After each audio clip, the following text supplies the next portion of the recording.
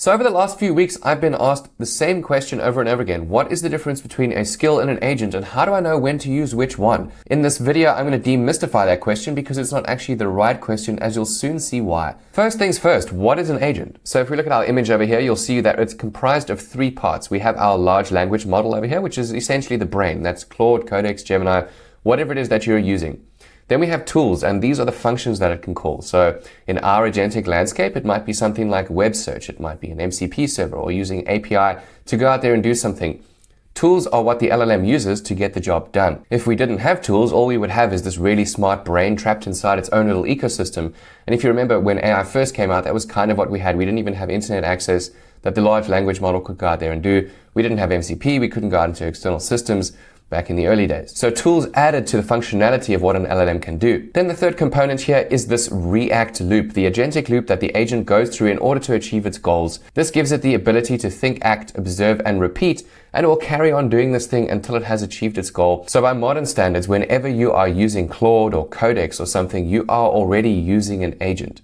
But there's a lot more nuance to this, because sometimes when people go out there and try to connect to an external system, they think, oh, my agent's going to go and do all this work for me. We need to understand how to expand the functionality of an agent to actually do the task that we want it to do. And that's where a harness comes in. So I'm sure you've heard this terminology before. If you haven't, you can just think of a harness as something that wraps around the agent or the large language model.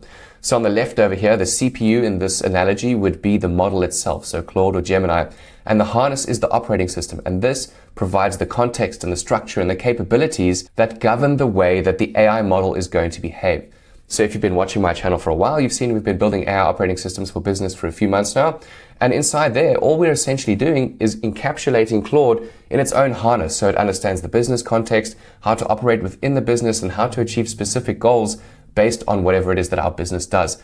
That in itself is a harness. Equally, you could wrap it in any harness that makes sense to you, because all it's doing is orchestrating how this model thinks, uses its tools in order to achieve those specific goals. And if we look down here, what's inside the harness, you can see that it's comprised of 6 parts. You wouldn't have to use every single one of these. Not every single harness does. The point is, these are just the main ones that are out there. And each one of these plays a different role in helping the agent be better at whatever task it's trying to achieve. And inside these 6 components, you'll see we have guides, sensors, tools, memory state, and file system. And we've spoken about various aspects of each of these things on this channel before. Particularly when we're talking about the viewpoint of agents versus skills, you'll soon see that this is no longer the argument, because on our guides section over here, the skills actually form part of this harness that we're talking about here in order to make our agent even more specialized at a certain task. So the TLDR from this slide is that the same model plus a specific harness means you're going to get different output quality. It all depends on whatever you've baked inside your harness. So like I said in the previous slide, all a skill does is transform a general purpose agent into something that is specialized in order to achieve a specific goal. If we look at this from a practical perspective, on the left over here, we have one of my environments that has specific skills in it. And on the right, we have one that doesn't have those skills. Now, let's say I wanted to go and get all the AI news for today. On the left side, I have a skill purpose-built for that walks Claude through this step by step, so it knows exactly what type of news I want, exactly what format to present it to me, so on and so forth. It's exactly what I want, essentially. So I have turned Claude into this specialized news fetcher for this thing. So if I come over here and say, run my daily AI news brief, it will go and run that. Now, in the same sense, over here on the right, I don't have that skill. But because I've given this thing the capability to access the web and go out there and do what it needs to do, I can also say to this thing, go out there and find me daily AI news. But if I had to ask this exact question, it wouldn't know what the hell I'm talking about, because it doesn't have a skill. So it doesn't have the context for what a daily news brief would look like. And I suspect if I asked it, it would say, I don't know what that is. We first need to talk about it. Can you explain more? And then I would give it more context. But equally, I wouldn't need to do that if I just changed my original question for the agent and told it to go out there and find me AI news and gave it perhaps a specific prompt. Go online and research the latest news from Reddit, GitHub, and Hacker News on releases that Anthropic has for today. Now, I was a little bit specific there, and obviously the skill that I have on the left is way more specific than that. But if I didn't give it even just a little bit of context, it would pull out news that is completely irrelevant for me. And for the sake of this video, all I'm trying to do here is illustrate the difference. You see, this thing is going to do very specific steps. It is highly specialized as grabbing me the news. This thing is going out there based on this little bit of information I gave it, and you can see it's using tools to achieve the goal that we need. I don't need to give it any more than that. The only time I need to give it more is if I want something very, very specific. So more importantly, you can see something that's happened here is on the right, we finished much quicker. On the left, this thing is still running because it doesn't just look for news. It still profiles it for me. It scores it based on how relevant it is to me. I've made it more specialized. And that is the key takeaway from here. This doesn't really have the context or anything else that it needs in order to be better than just a news finder. Obviously, if my original prompt was way better, I would have had better output, and I could obviously just give it a step-by-step guide as a prompt instead of a skill. But that's not the right way to do this because it's a repeatable workflow. It should be stashed. You shouldn't type this in manually every time. And so here you can see the skills output where it has scored everything for my most important things related to my niche and what I want to talk about. There is obviously some overlap because news is news, but that's not really the point of this part of the video. All I'm trying to do here is show you that an agent can do this regardless of whether we have a skill or not. It all just comes down to the quality and the type of output that you need. That's why you start to go down a skill path. If we flip on back over here, you'll see the rule that Anthropic has for using this between whether to use a skill or an agent for the type of work that you have. If the path is known, use a skill because you're going to get much better output. It's far more deterministic. The agent is never going to YOLO, which is somewhat inefficient. If we tell this thing exactly what we need to do step by step, our output is going to be far better, exactly the same every single time. And we need that reliability and that predictability in business. That is the whole goal here, to bridge the gap between probabilistic nature of AI and the determinism that we need as a business. So if the known path exists, we take it. If we don't know the path, that's when we might rely on this agentic loop, like I did in the second window of my VS Code. If we didn't have a skill for the daily AI news brief, the agent could go out there and figure out what it needs to do. Of course, the more complex this gets, the harder it'll be for the agent to do that, and the more room for hallucination there is, which is why it's much better if there is a known path to use a skill. There are obviously several other things that come into play here, like quality of output. Again, the agent doesn't know what your definition of good looks like. Without that, your DMs would probably look a bit sloppy. They wouldn't sound like you, things like that. So using an agent without any form of harness or any form of skill behind it for me is a last resort. But there is a little caveat to that. And that's where the hybrid case comes in, where we have our skill scaffolding, where we walk through each step as much as we can, and then parts where there is a little bit of unknown or edge cases or unpredictability. That is where we would let the agent kind of YOLO its way through it. So imagine we had this customer-facing system with a chatbot that was trying to solve queries. We would give it as much context and information and everything it needed about the business and how things work. But if it got to a point where a customer asked perhaps a question that it didn't know an answer to, it could think for a minute. And it could say, okay, this person could be talking about a password reset. I should probably go and access that system. If we had a predetermined process for this step, that would obviously be way better and increase accuracy. But if we didn't have something for password resets, the agent could figure out what the customer was talking about and then say, this is probably a password reset case. Let me go to that database and reset this customer's password based on the information that they've given me. Solve that for you, log it, and then it would go back to the customer and say that this has been done. So that's just one example where you could have this hybrid case for most things that are known and some things that are unknown. But something else to think about here, if there are unknown steps in your workflow, before you resort to just having the agentic platform YOLO it for you, do as much research as you can, breaking this thing down to understand why you cannot resolve it with a more determined step as opposed to having an agent do this for you. Because again, you want as much determinism as possible, and the AI is just there to orchestrate the show. That is how we get to our reliable system. Something to note though, it is a very one-sided relationship. An agent can work without a skill, but a skill cannot work without an agent. All you would have is this really smart-looking markdown file that is essentially a business operating procedure with no one to actually go and do the work. Whereas an agent doesn't need a skill in order to do its job, as you've seen in this video. Okay, so we now understand agents, we understand harness, and we understand what a skill is. But I'm sure you've also heard of the term of a sub-agent.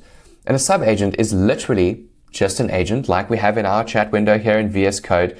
But what we're doing with a sub-agent is we are creating a fork from the main branch. So instead of us having this main chat window over here where we've been talking about our daily news, if I wanted to, I could run a sub-agent that would essentially clip off of this main chat over here and go and do a specific task or something that I needed it to do so that it doesn't bloat our main context window. Because remember, the context window is very important. We don't want to bloat it with things that we don't need. But if we can be way more efficient and put certain parts of our workflow process in their own little isolated windows, That means we don't bloat this main context window, so it's a lot more efficient from a token usage perspective, especially if it's part of a really long skill chain. And I'm not going to go to that too much in depth in this video. I have a whole one that I'll link in the description below for skill chaining, and we talk about subagents in depth. Just know that a subagent is literally the same thing. You can define a specific model. So if you didn't want it to run in Opus, you could make it run in Haiku or Sonnet. It will run in its own little context window, and we do that to preserve the session context from our main window. Or we might want to do it for a specific tool boundary. So we could give it the scope of only accessing specific tools, which helps with security and things like that. Or we could have it when we have specific sub-agents that go and run tasks. If I'm running an entire lead gen workflow, I might have something that goes and writes DMs for me, one for LinkedIn, one for YouTube, however it is that I'm reaching out to people. We could have specific little sub-agents that run in their own context window as part of a larger workflow. But for the most part, it is the exact same thing as the main agent that we're using inside Claude or Codex. Okay, then there's one final layer to this. What about Anthropic managed agents? And what about this new thing called HyperAgents that Airtable just brought out? And if you go back to the beginning of our video, this will make a lot more sense because you remember I spoke about harnesses. So if we start with HyperAgent, all this thing is doing is taking that agentic loop that we spoke about, and it's packaged it up in a way that is way more user-friendly for the average person out there to go and complete a specific goal. So they have their own version of that harness, their own version of that agentic loop. And if you remember, we had those 6 components that form part of that agent harness. All they've done here is package that up into their own version of that for non-technical people. So it's way easier to just come in here and do whatever it is like this real estate listing kit. If we had to preview this, and this thing would probably be tailored specifically to help people build these kinds of projects. Same thing as Lovable. It's really good at building web apps and things like that because that is mostly what it's been trained on. Of course, you can use it for other things and it will figure that out too, but its main goal was for building apps with no code required. So their harness was developed specifically for that, which made it really good at that specific thing. When it comes to Claude managed agents, that's a little bit of a different story. This is managed infrastructure for more technical people who are coming out here and perhaps building workflows or building specific types of software stores where they need agents to come and do tasks for them. You would host that on Anthropic's cloud. And just like we had before, we would have our agents with specific tools that they use in order to get the job done. We have our prompt, we have our tools, and then we have our environments that we set up for them. We are more in control of this than we are with HyperAgent. HyperAgent, we don't have absolute control over everything in there like we would inside Claude Code or inside managed agents over here, because this is for more technically fluent people who want that form of control so that I can come in here and set this thing up exactly the way I need it to for my infrastructure, for my business, or for my clients in larger enterprises or mid-market. Fantastic, you made it to the end of the video. Now I'm going to give you a very simple cheat sheet on how to know what to use and when. So the first thing here, if you are looking for pure determinism plumbing on high volume, you don't need AI at all for that. You want to focus on N8N, Make, or Zapier. They were built long before AI came along for that specific use case. It's dumb plumbing. Don't waste AI where it doesn't need to be. The next step of this ladder, if you needed more than that pure determinism, if you had a repeatable task and the path was known, it should be clear by now that you need to add a skill on top of your agent. If you still have that repeatable task but you don't know the path, then you're going to have to rely on this agentic loop and just give it as much information as you can. And ideally, whatever this thing learns along the way, you're going to get it to make notes of that so it can start training its own methodology around the unknowns to turn them into knowns. And that would help you build a more reliable workflow process or a skill, which is what we want. But then if you had a mostly known path, but it had unpredictable steps inside it, again, that's where you would mix the two and take the hybrid approach of a skill scaffolding with the agentic substep, again, tying into the part where it should self-learn and ultimately build something more predictable. Then if you needed a security boundary or you wanted context isolation as part of skill chaining, that's where you want to start bringing in custom sub-agents for specific tasks that you would then feed back up to the top if they needed to as a part of that chain. And then finally, if you didn't want to manage any of this stuff yourself or you weren't really technically inclined to do it, go with a pre-engineered harness because that's going to be your fastest way to get you where you want to go just by using natural language to get there. And that's pretty much it in a nutshell. Obviously, there are far more complexities behind each of these. I have got deep dives in the description below. Otherwise, you can leave some comments and I'll get back to you as soon as possible, or check out the videos on the screen now. They will definitely help you on a journey. Thanks very much for watching. See you guys later.